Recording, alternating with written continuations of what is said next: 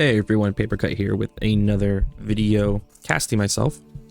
I had a lot of positive feedback from the Delhi 2TC video, so I want to do something similar, continue doing these things as I do different strategies with different civs. In this case, I'm doing a fast castle against Rus, and I wanted to talk about my thought process and my decision making as I did it, because something that is outside of just consistently making villagers, adjusting your macro and scouting, decision making is just like really important step you have to do, but it's very nebulous. Like, how do you get better at decision making? I think you get better at decision making by hearing how other people do it and hearing the thought process behind it and trying to apply those thought process to your own game.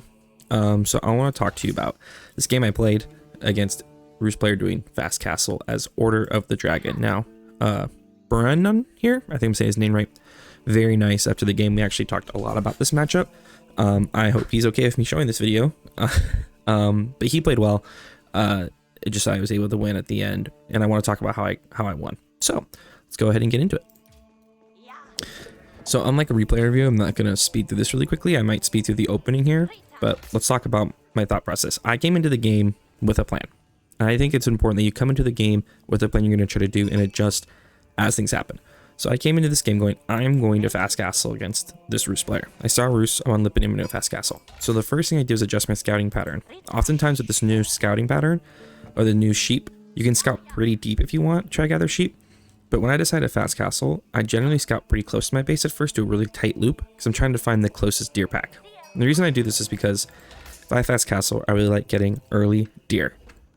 If I can get early deer, that saves my sheep amount, so that when I'm fast castling, I have extra food to use to push back my enemy. Especially if I'm getting pushed during a fast castle, I need extra food, so my food will be cut off. So I do a short scout, so that's my first decision. Deciding, okay, I'm going to do a short scout instead of a long one to find my nearest deer, find it, immediately send out 5 villagers to the deer. As I'm walking out, I'm trying to shoot deer, I'm trying to make my mill as close as possible, because I want to make sure my villagers don't have to walk very far. Besides, I do the normal opening build order for Order of the Dragon. You immediately do 2 on gold, build mining camp and house, and then you just rally to food. I'm not going to rally my next villagers out to the deer because that's a far walk every single time, and 5 on deer is sufficient. I don't really need more than 5 on deer. The rest can just go on the sheep. What I do as well is, since I don't have like super high APM, is I do my scouting, drop things off, getting my own villagers, and whenever I have a spare moment, I'll check back to the mill, and if I see that a deer's close, I will shoot it. But I'm not going to do it all when I first walk up, nor am I going to have my scout do it, because I want him to be scouting. So as I'm, I'll send my scout over, I'll check back, if a deer's close, I'll pop it. And so I got pretty good deer spread. I realized that I'm getting a lot of gold, because it took a while for my villagers to start gathering, because they had to walk all the way out here and build the mill. So I went for a wheelbarrow because I had extra gold. And since I got a wheelbarrow, I sent another to gold. So what's the decision making behind this?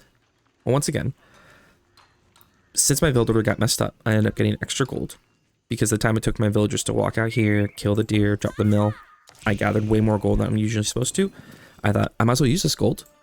Wheelbarrow will be really helpful. Why? It'll improve all my villagers. If my villagers need to run from the mill, they will get here faster. A lot of times when Order of the Dragon players do this, they will do survival techniques. I didn't know if I was going to get back on the deer anytime soon, so I thought wheelbarrow would be more helpful overall. It did delay my H up, but to adjust to that decision of going wheelbarrow, I then sent an extra villager to gold. So you see how those balance out? I'm going to go for wheelbarrow, which is an expensive gold tech, so I went, oh, better send one more villager to gold. So what am I looking for as I'm scouting? I'm sorry, I need to take a deep breath here. I'm looking for 2 things. 1, if my opponent decides to push me, I might need to adjust out of a fast castle into fighting. I'm comfortable doing that. I'm okay with doing that. If it's 1TC versus Rus, I actually feel like Order of the Dragon can hang with that, because horsemen are really tanky, spearmen are really good against knights, my archers are really good as well. And since I got this huge opening with the deer, I feel like if I'm defending, I can wall up maybe, get the backberries, and generally be okay. So that's why I actually go Auchenchapel, because I want to be a little more eco-focused. 2, if I see my opponent opening units immediately, I will pull my villagers off the deer. The reason being is, I'm going to make a tower. I want it to be on the gold, which I will need consistently. I just got a lot of food from doing this. So I'm not going to build another tower here if I don't need to. And if I notice he's doing like a 2TC, or he's doing a fast castle himself and he's not making units, I don't have to leave the deer. So I'm trying to maximize my deer time using my scouting. So I'm going to drop the tower on the gold. I don't have like a perfect build order. I try not to like hardcore memorize build orders because I want to be very flexible as I'm playing and continuously make the decisions as it's happening. And so I leave 4 on wood because I'm like, well, I want a tower and I might need to make units. I cross and I see stone. Amazing, doing second TC. So I have plenty of time to be on this deer. I'm not moving. I'm not moving. I'm not leaving. So I'm just going to keep gathering lots of wood. My goal is I'm going to gather all the wood I need to fast castle, drop a stable, get a couple of houses, and not have to worry about that. I want to see, though, sometimes Roost players do a knight. So I dive in to check for a knight. I see no stables. I see he's just getting on wood now. I'm like, oh, this wood is for a second town center. I am not worried. And already I knew he was going to drop. He's going to drop that town center back here because his Kremlin's already on the gold. And he doesn't need to be aggressive forward. He has a safe deer. So he's going to be back there. Fine. I now feel very comfortable on fast castle. I don't feel like I need to make units. I don't think I need to move my villagers yet. So I'm going to get a lot of food doing that. I send 3 of my wood villagers out to go get 1 round of stone. So I can upgrade that outpost if I need to. Once again, I am not going to upgrade the outpost if I do not have to. The reason being is if I don't need to, I actually want to hold for a sprinkled emplacement. I would rather all my towers be sprinkled as I get relics. If I can avoid it being an arrow slit, which kind of becomes useless after feudal, I'm going to avoid that. So I'm not going to upgrade this unless I see units coming. And since I saw 2TC, I know I have time. After I drop off the stone, I looked at my resources. I saw my food's halfway there. My gold's somewhat halfway there. So I left 2 villagers on gold to have 5, which is the amount that can fit in a tower. I'm leaving 12 on food. And since I know I'm on this deer, I have a lot of food.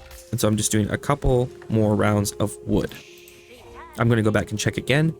I'm constantly checking. Do I see units? Is he making units? Because sometimes Roost players will 2TC into an all-in. Or is he 2TC fast castling? That's what I'm trying to figure out. So he's off the stone. I clicked it. Only 1 TC. I come in and check. I don't see him on wood here. My guess is that he's on the wood over here, potentially, maybe. Or there might be a wood line I didn't see right here. Then I see he's on the wood here.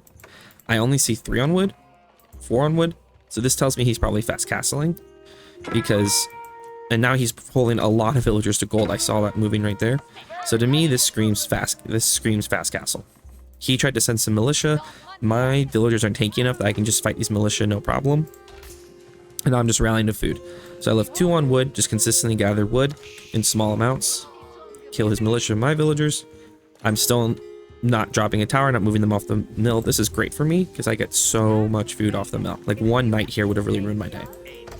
Okay, so I'm aging up. I'm going to go Regnants because I don't see any pressure. If this was a heavy all-in, I might go Burgrave for the defensive needs, but I'm good.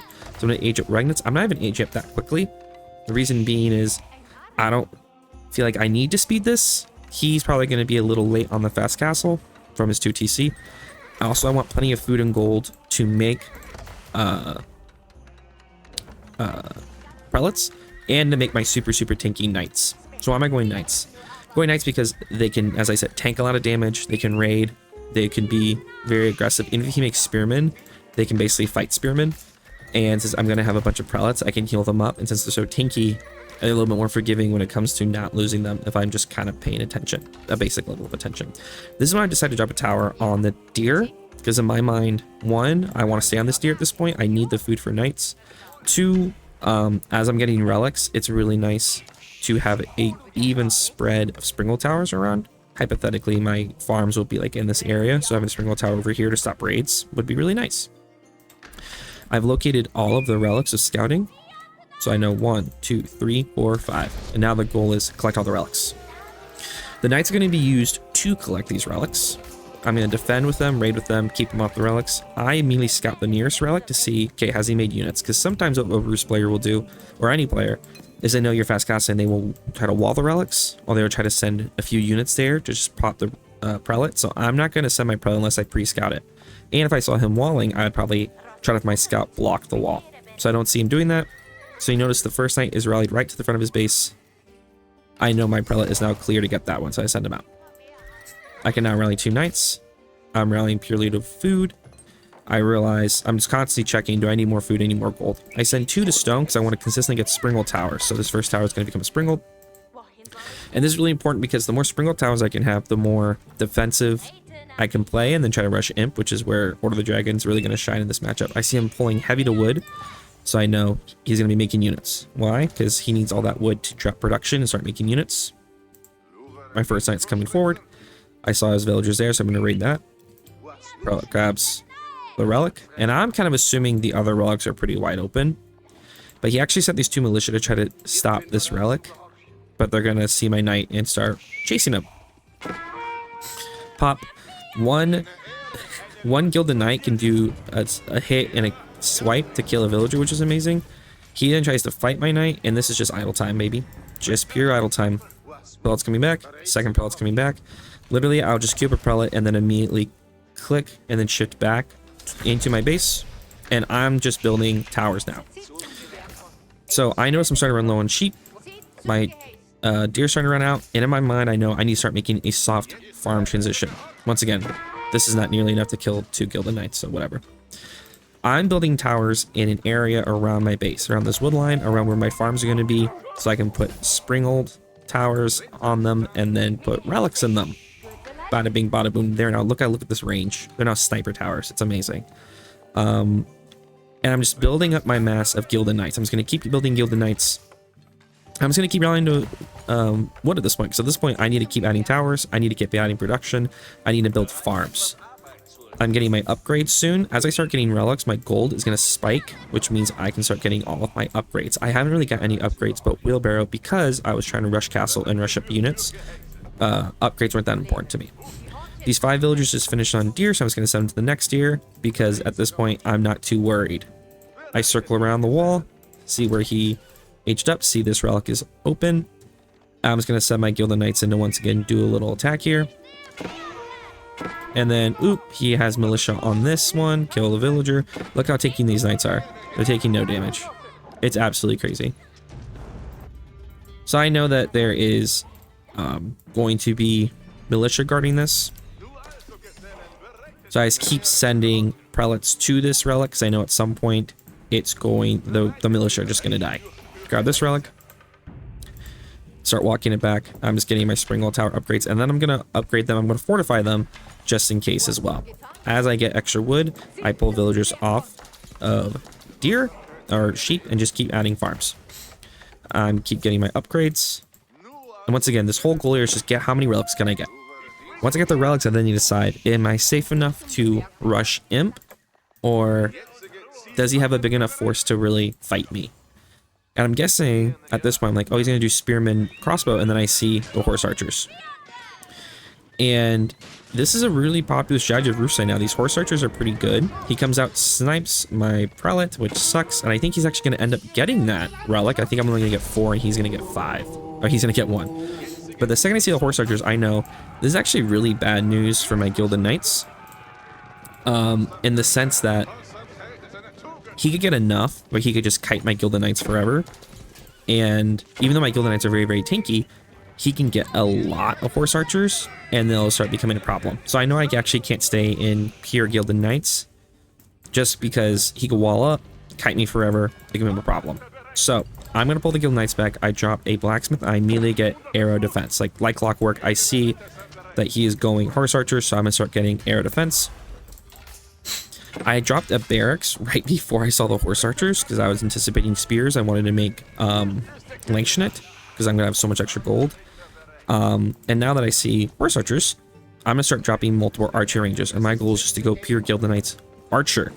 My archers have extra range, more than a normal archer. They're gilded.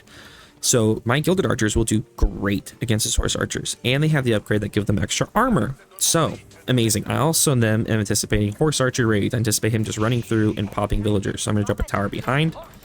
Upgrade this one as well.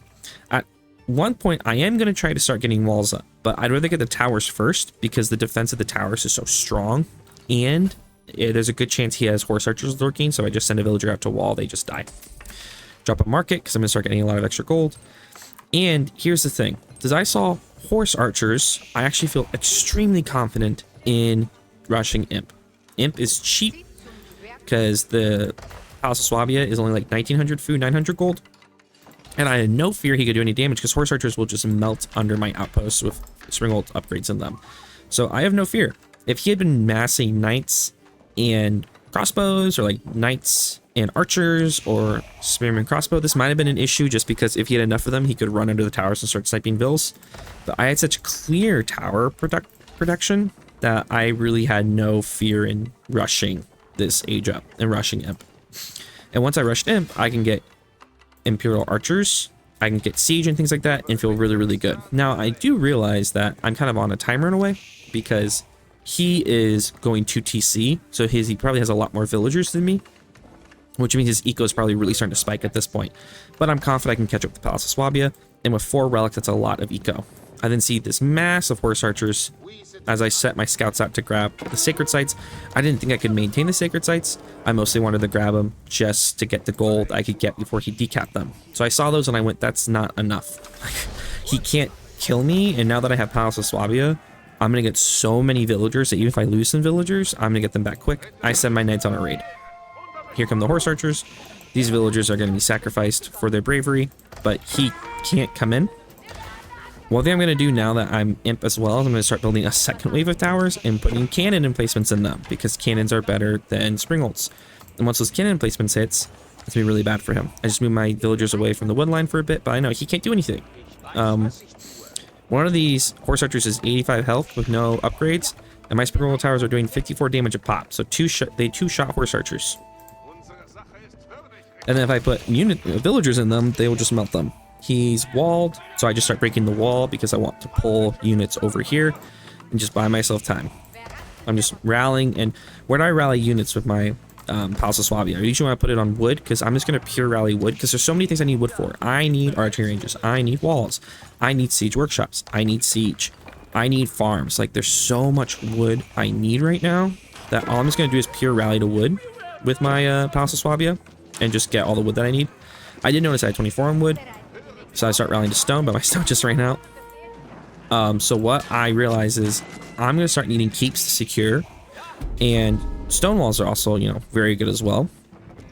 So I'm going to start sending villagers to stone. I wasn't paying attention at this point. I tower my other...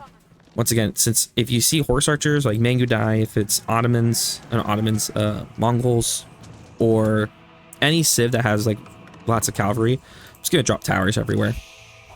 Just to make it really difficult for me to get any value off the raids. I'm dropping my walls now because that just instant stops horse archers. I'm dropping multiple archery ranges, and I'm getting once again this gilded archers scale armor, which gives them 3 extra range armor. Very, very good. I'm getting my university. I'm getting my upgrades. I immediately got full defense and offense for ranged. I got my eco upgrades. I'm gonna get more of them. I'm getting on the gold over here. I got on the stone as well because my goal here is I need to start adding cannon placement towers, and I'm also going to want stone walls, and I'm going to want a keep on one of these sacred sites because notice he's taking the sacred sites. So I'm walling. I really lose scouting at this point, which is bad by me. I could have made another scout real quickly and then started scouting to see what he was doing, but I was confident that with this many relics and Imperial, whatever he wanted to do, I could react pretty quickly.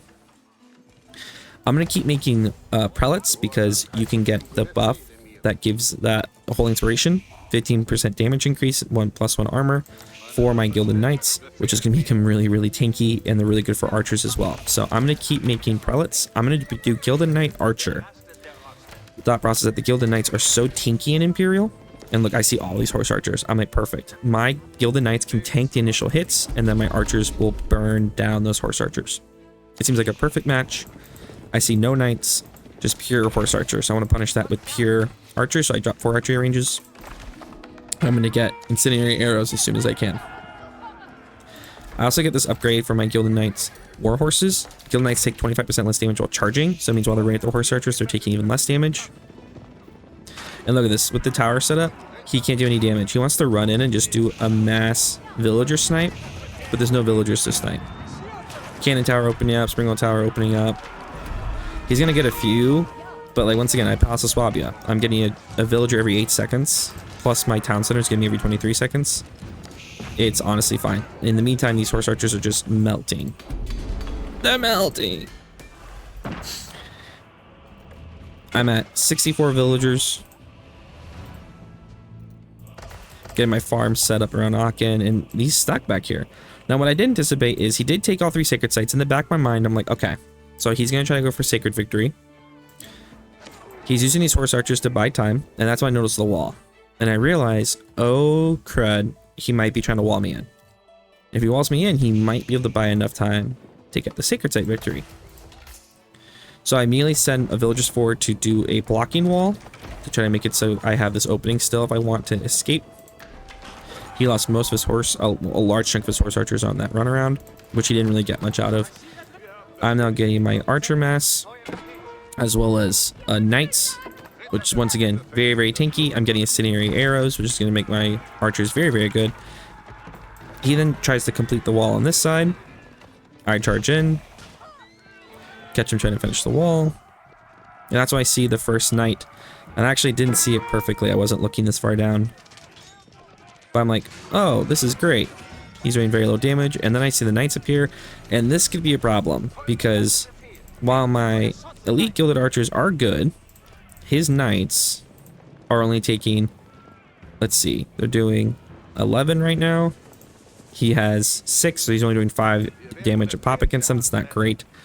Even if it's incendiary arrows, I don't have enough gilded archers, so I'm dropping another archery range. I now have 5, and I'm going to start just adding in a few gilded hand cannoneers because I have so much gold. That's a lot of knights, and I realize this isn't a good fight for me anymore, and I'm just going to back up. And luckily, I can back up because I have a lot of really good defenses. He can't push this at all yet. So I'm just going to keep backing up. Now with the incendiary arrow, I'm doing 15 a pop, so I'm doing actually okay against his knights. My gilded knights are so tanky that this one's just buying me time as I back up. But see, look, this isn't great. Like, his knights will still do really good against my archers.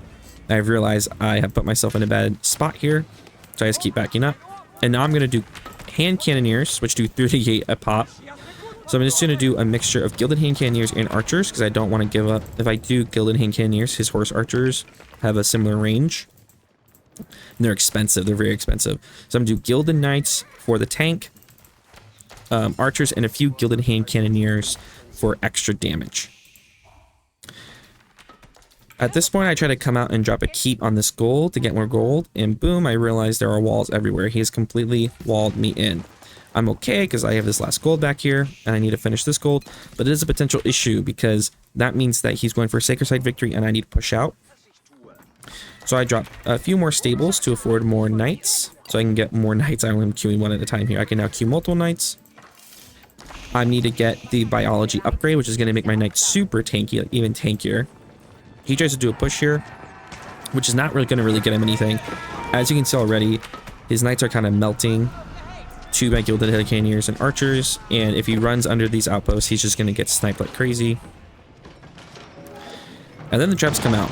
And honestly, I was really happy to see the traps. Why was I happy to see the traps? I was happy to see the traps because that means he's not rushing Imp. And honestly, if he rushed Imp here, that could have been really, really bad for me. Because once he gets Streltsy out, Streltsy are in mass are just really hard to counter as Order of the Dragon. You just don't have a lot of great options. And him going Trebs means he was really committing to Castle. And wanting to just work me down instead of using this moment to just rush in. Which I think would have been really, really good for him. So I dropped a Siege Rock, I dropped down a Siege Workshop. I'm going to get a Culverin and a Bombard. That's all I need, Culverins and Bombards. I drop another tower because I know this one's going to go down probably. I want to make this one a cannon upgrade. And I'm just massing Gilded Knights, Hand Cannoneers, and Archers. And I'm getting more Prelates to buff them. He tries to push here. I see this is just not enough. It's just not enough. I am on a timer though. Unfortunately, you can't see the timer in the replay, but I think I have like 4 minutes left. Let's see. Actually, I think I can pop it up here. I cannot. Right. It's an interesting game. But I know I'm running low on time. I have like 4 minutes, I think, at this point. 4 or 5 minutes. So I really need to react. I overgather stone. Because at first I was going to stonewall, and then I realized I need a lot of stone so I can just charge. The second I like decap a sacred site, I need to drop a keep on it. So I'm gathering a lot of stone right now. I do move my villagers over to a new wood, and that was really bad timing because I really needed a cannon, and I couldn't afford a cannon right now. But you notice, like, he actually can't fight me. My knights are so tanky. They have 552 health. So even 4 of them just tank so much damage. And then I have a big enough mass of archers that they're killing everything. And I just keep rallying more and more and more. I'm always rallying more units. I'm getting my final upgrades for defense, air defense, and air attack. A Culverin is still doing okay on helping the wooden fortress, but I know I gotta push this sacred site right here. These two are too far away. There's a whole wall here, and I wouldn't be surprised if there's a keep between the two. So I know this is the one I need to decap. If I can decap this one, I'm going to be in a really good spot. I was really worried that he's going to hit Imp any second now, but he never went Imp, which is really good for me. But at this point, I know this is going to be the sacred site I need to take. If I can get a cannon out, I'll be really good to go here. I just keep rallying more and more units. I really should have added more farms here, but whatever. But my goal here is I need a cannon right now. If I can get a cannon, I'll be good to go. Start burning this wall down. I see this mass here, and then that's where the mangonel comes out. That's not good. Mangonel puts me in a really bad spot because it could easily wipe out my entire range of mass, which is the thing keeping me alive. Luckily, I have a Culverin, but he's just going to play this. He knows, like, if I have to run up to this wall, I'm going to die. So then I realize I need to create a safe pocket for me to fight under near the wall while I'm waiting for this cannon, because this cannon is everything. If I can use the cannon to knock down the wall, I'm good to go. He actually tries to sneak the mangonels up and get a shot off on me, but I'm not looking. Luckily, I catch it, so I just walk forward away from it, and then I try to pick his mangonel. Almost, you can't quite one-shot a mangonel for Culverin. Almost because of the damage upgrade, because the prelates can also buff siege, which is really cool. So what I do, and that timer I think was like the 2-minute timer, 2 or 1 minute timer. What I do is I decide to rush up a keep right here, because that will sit right next to the sacred site. I can then knock the wall down here and then just fight under my keep, which is gonna be really good for me. So I walk forward to drop the keep. My cannon gets pot blocked, which was really bad by me, but I realize it, so now the population is coming. I'm adding more farms as I'm walking up here, and then he actually destroys the wall to stop the keep, because he realizes how bad that keep is, which is great for me. Now I have an opening.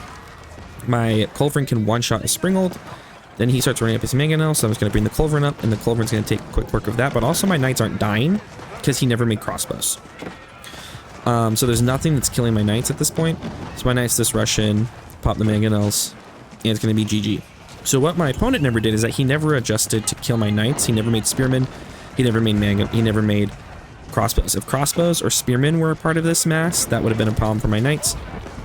If he had went imp and gotten strelts, it would have been a problem for my knights, but he never made that adjustment. He just wanted to keep pure knights and horse archers. And even though this keeps going to go down, it's fine because it accomplished his purpose. He felt like he had to break the wall and fight me, so I could just walk in and take the sacred site. At this point, I realize he has nothing that can really kill me. He tries to rush the sacred site to keep it capped, but it's decapped. He knows the game is over because I'm just going to start running to his base with super tanky Gilded Knights and die. So he will GG. And the big part about this is that it's really hard to run a comp of Gilded Knights that many because it's so expensive. The only reason I could do it was because I had relics, which gave me a lot of gold, and I had the Swabia, which let me get enough villagers very quickly to get the eco to make that mass. So yeah, that allowed me to then go Gilded Knights, upgrade them, go pure archers and gilded hand cannons to back those up. And my opponent never really adjusted to my comp, which allowed me to then secure the victory. Hope that was interesting for you. I hope you understood like the decisions I made and why I made them in the moment, always based on what I see and what I'm trying to do. And I hope you enjoyed. Let me know if you have any questions or any feedback. Please like and subscribe. Really big for my YouTube, and have a great rest of your day.